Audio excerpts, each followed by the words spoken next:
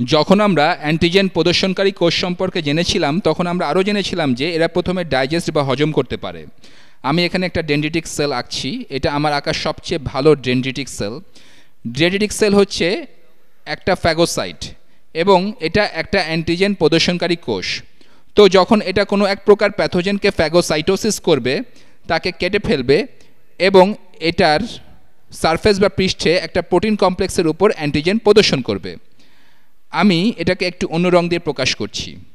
তো আমি এটাকে লাল রং দিলাম। এখানে একটা প্রোটিন কমপ্লেক্স, এর শেষে একটু প্যাথোজেন যেটা কেটে ফেলেছিল। আমরা অ্যান্টিজেন প্রদর্শনকারী কোষের ভিডিওতে দেখেছিলাম যে এখানে যে কমপ্লেক্স সেটা আসলে ছিল MHC টাইপ 2 কমপ্লেক্স। এখানে MHC হচ্ছে মেজর হিস্টোকম্প্যাটিবিলিটি কমপ্লেক্স।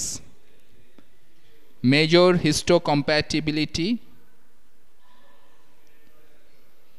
কমপ্লেক্স, যেখানে হিস্টোকম্প্যাটিবিলিটি মানে আসলে টিস্যু কম্প্যাটিবিলিটি। তো এটা ছিল অ্যান্টিজেন প্রদর্শনকারী কোষ, এমনকি বি সেলেও এটা ছিল। তো আমি এখন একটা বি সেল আঁকছি। এটা একটা বি সেল, এর আছে মেমব্রেন বাউন্ড বা ঝিল্লি আবদ্ধ অ্যান্টিবডি, অনেকটা এরকম।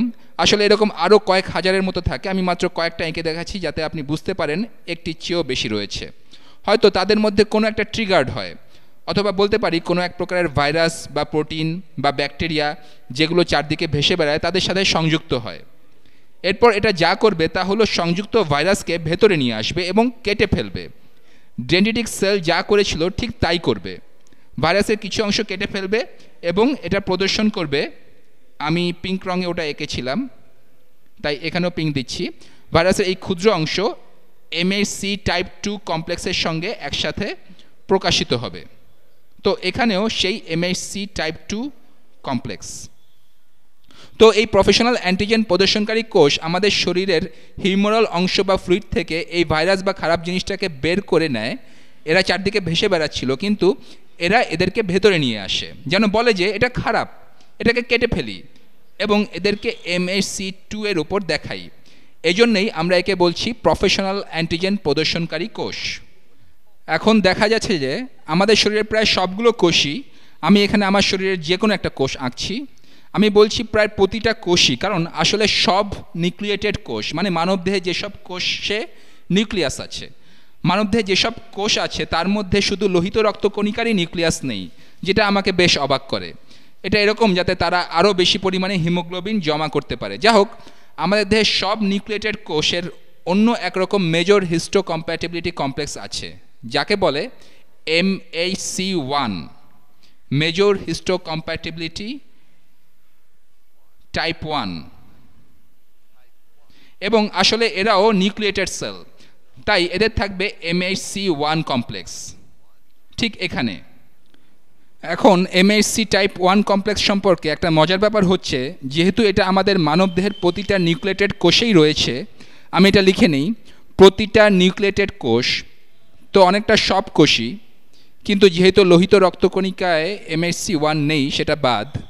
তো এইখানে সেলের ভেতর যদি উল্টাপাল্টা কিছু ঘটে, যেমন ধরুন হতে পারে কোষগুলো ক্যান্সার কোষ এবং উল্টাপাল্টা প্রোটিন তৈরি করছে, হতে পারে এটা কোনো ভাইরাস দ্বারা আক্রান্ত বা কোনো প্রকারের ব্যাকটেরিয়া বা অদ্ভুত কোনো প্রোটিন এখানে এসে পড়েছে। তো মানবদেহের যে কোনো কোষ যদি তারা ঠিকমতো কাজ করতে নাও পারে, তবু ওগুলোকে কেটে ফেলতে পারে এবং এদের প্রদর্শন করে। আসুন মনে করি কোষটি ক্যান্সার কোষ, তখন ক্যান্সার কোষটিতে সব অদ্ভুত ধরনের প্রোটিন তৈরি হবে, যেটা সাধারণ কোষে উৎপন্ন হয় না, আর ওই অদ্ভুত প্রোটিন MHC1 প্রদর্শিত হয়। আসুন ধরি আমাদের দেহে অন্য কোনো কোষ রয়েছে, ধরি আমার দেহে অন্য একটা কোষ আছে যেটা নিউক্লিয়েটেড, ধরা যাক এটা ভাইরাস দ্বারা আক্রান্ত। তো ভাইরাস এই কোষটিকে ভাইরাস তৈরির কারখানা বানিয়ে ফেলছে। আমি এখানে ষড়ভুজ আঁকতে চেষ্টা করছি। একই জিনিস, এদের মেকানিজম হচ্ছে একটি ভাইরাসের প্রোটিন সংগ্রহ করবে, তারপর তাকে MHC1 কমপ্লেক্সে প্রদর্শিত করবে। এটি প্রোটিনের কিছু অংশ MHC1 কমপ্লেক্সে প্রদর্শন করবে।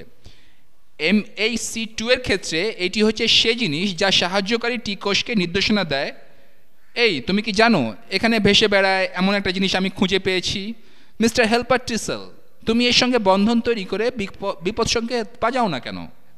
আর এদিকে MHC1 সিস্টেম বলে, না, বিপজ্জনক জিনিসটা ভেসে বেড়াচ্ছে না, বরং আমি নিজেই ইনফেক্টেড, আমি ক্যান্সার, আমি পাগল হয়ে যাচ্ছি, তুমি বরং আমাকে মেরে ফেলো, অথবা আমি হচ্ছি ভাইরাস বানানোর মেশিন, তোমার উচিত আমাকে মেরে ফেলা। এবং এই সংবাদ যায় সাইটোটক্সিক টি কোষে, এবং এটাই এই ভিডিওর বিষয়বস্তু। তো শুধু এটা নিশ্চিত করার জন্য যে আপনারা পার্থক্যটা বুঝতে পেরেছেন, তাদের দুজনেরই টি সেল রিসেপ্টর বা গ্রহীতা আছে, কিন্তু হেল্পার টি সেল বন্ধন তৈরি করে MHC2 কমপ্লেক্সের সাথে। তো এটা ছিল হেল্পার টি। তো এটা একটা সাহায্যকারী টি সেল। ঠিক এখানে এটা ঠিক না যে সব সাহায্যকারী টি সেলেরই প্রয়োজনীয় ভেরিয়েবল অংশ থাকবে, বরং যার সঠিক ভেরিয়েবল অংশ থাকবে, যে শুধু যথাযথভাবে একটি অ্যান্টিজেনের এবং MHC2 কমপ্লেক্সের সাথে সংযুক্ত হওয়ার যোগ্যতা রাখে, সেই বিশেষ হেল্পার টি সেল এখানে বন্ধন তৈরি করবে এবং তারপর কার্যকর হবে, বিভিন্ন ভার্সন তৈরি করা শুরু করবে এবং এদের এফেক্টর ভার্সন সতর্কতা প্রেরণ শুরু করবে। অন্যদিকে এদের মেমোরি ভার্সন আশেপাশে থাকবে, যাতে এই ধরনের ঘটনা আবার ঘটলে সে সাহায্য করতে পারে। MHC1 হেল্পার টি সেলকে আকৃষ্ট না করে এটা সাইটোটক্সিক টি সেলকে আকর্ষণ করবে, সাইটোটক্সিক টি সেলকে আকর্ষণ করবে। আমি ঠিক এখানে একটা সাইটোটক্সিক টি সেল আঁকি। তো সাহায্যকারী টি সেলের মতো টি সেল রিসেপ্টর বা গ্রহীতাটির একটি নন ভেরিয়েবল অংশ আছে, কিন্তু এর একটা ভ্যারিয়েবল অংশও আছে, যেটা এই অ্যান্টিজেনের এবং MHC1 এর জন্য নির্দিষ্ট। তো হতে পারে এই কোষটি যখন ক্যান্সারাস হবে, তখনই সাইটোটক্সিক টি সেলটি ইনভলভড হবে। এই সাইটোটক্সিক টি সেল কোনো কাজেই আসবে না যখন অন্য কোষটি ভাইরাসে আক্রান্ত হবে, এটা তখন এর সাথে বন্ধন তৈরি করবে না, বরং তখন অন্য একটা সাইটোটক্সিক কাজে আসবে। যে মেকানিজমে আমরা বিভিন্ন ভেরিয়েবল অংশ সাহায্যকারী টি সেলে, সাইটোটক্সিক টি সেলে, অথবা আপনি ওখানে বি সেলেও দেখেছেন তার ঝিল্লি আবদ্ধ অ্যান্টিবডিতে, এসবই ঘটে যখন এরা এদের ডেভেলপমেন্ট স্টেজে থাকে বা যখন এরা ম্যাচুরেশন পদ্ধতির মধ্যে থাকে। এই ভ্যারিয়েবল অংশের জন্য যে ডিএনএ কোড করে সেটা ইচ্ছাকৃতভাবে শাফল করে। সাধারণত আমরা ডিএনএ তথ্য সংরক্ষণ করতে চাই, কিন্তু এখানে এরা শাফলড হয়। যা হোক, যখনই একটি সাইটোটক্সিক টি সেল এরকম একটি প্রোটিন MHC1 এর উপর খুঁজে পায়, মনে রাখবেন প্রতিটি নিউক্লিয়েটেড কোষেরই MHC1 থাকে, তখন এটা যা করে তা হলো এটা কার্যকর হয়। সেজন্য বলে, এই খুব সন্দেহজনক মনে হচ্ছে, তোমাকে মরতে হবে। তো এই ভদ্রলোক কার্যকর হয় এবং অন্যান্য অ্যাক্টিভেটেড কোষের মতোই এটা বারবার বিভাজিত হবে এবং বিভিন্ন ধরন তৈরি করবে এবং সে মেমোরিতে পরিণত হবে। যেন বলে, যদি আবার তোমাকে আমার দরকার হয়, আবার যদি ক্যান্সার এসে পড়ে, আর পরিণত হবে এফেক্টর টি সেলে, যারা জীবাণু হত্যা করে। তো এটা হচ্ছে একটা এফেক্টর। এই এফেক্টরগুলোর মধ্যে একটা এরা ক্যান্সারযুক্ত কণা বা ক্যান্সারযুক্ত সেলের সাথেও সংযুক্ত হবে।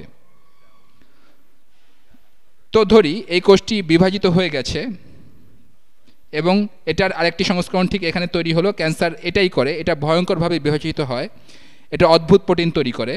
তবে এটা এই অদ্ভুত প্রোটিনকে এর মেজর হিস্টোকম্প্যাটিবিলিটি টাইপ 1 কমপ্লেক্সের উপর প্রদর্শন করে, এটা অদ্ভুত প্রোটিনকে দেখায়, এবং তখন এই এফেক্টর সাইটোটক্সিক টি সেলগুলোর মধ্যে একটি এটার প্রতি আকৃষ্ট হবে, ঠিক এটার মতো। আমি বিস্তারিত আলোচনায় যাচ্ছি না যে কিভাবে এই আকর্ষণ ঘটে থাকে বা এসব মেমব্রেন বাউন্ড প্রোটিনের ব্যাপারে। যদি আপনি ইমিউনোলজি ক্লাস করেন, এসব সম্পর্কে আরও জানবেন। তো এটি হচ্ছে সাইটোটক্সিক টি সেল, এবং এটা বিভিন্ন উপায়ে এই কোষটিকে নিজে নিজে ধ্বংস হতে বাধ্য করে। এটি পারফোরিন নামে একগুচ্ছ প্রোটিন ঢেলে দেয় বা এক্সোসাইটোস করে। সেই পারফোরিন কোষের ঝিল্লিতে ছোট গর্ত করে। এছাড়া গ্র্যানজাইম নামে আরও কিছু প্রোটিন এরা নিঃসরণ করে, যেগুলো এখানে আসে এবং এমন কাজ করে যাতে কোষ নিজেই নিজেকে ধ্বংস করে ফেলে। তো যদি আপনি মোদ্দা কথাটা জানতে চান, তবে সেটা হলো বি সেলগুলো খুবই কার্যকরী। বি সেলগুলো যখন কার্যকর হয়, তখন এরা অ্যান্টিবডি তৈরি করে, যেগুলো ভেসে বেড়ানো জিনিসগুলোকে ধ্বংস করে। বি সেলগুলো যখন কার্যকর হয়, এরা একগুচ্ছ অ্যান্টিবডি তৈরি করে। এই অ্যান্টিবডিগুলো ভেসে বেড়ায় এবং তারপর তারা ভাইরাসের সাথে যুক্ত হতে পারে, তাদের অকার্যকর করে, অথবা তাদের ম্যাক্রোফেজ বা ডেন্ড্রিটিক বা অন্য কোনো ধরনের ফ্যাগোসাইট কোষের শিকারের জন্য চিহ্নিত করে। অন্যদিকে সাইটোটক্সিক টি সেল কাজে আসে ব্যর্থ হয়ে যাওয়া কোষ ধ্বংস করার জন্যে। উদাহরণস্বরূপ বলা যায় ক্যান্সার কোষ, অথবা যখন ভাইরাসগুলো কোষে প্রবেশ করে তখন অ্যান্টিবডিগুলোর আর কোনো কাজ থাকে না, অ্যান্টিবডিগুলো ওই কোষগুলোতে ঢুকতে পারে না, এবং তখন ভাইরাসগুলো ধ্বংস না করে সেখানে বরং ওই সাইটোটক্সিক টিসেল আসবে এবং কোষটিকে ধ্বংস করে ফেলবে, কারণ কোষটি একটি ভাইরাসের কারখানা। তো আপনাকে একে সরিয়ে দিতে হবে।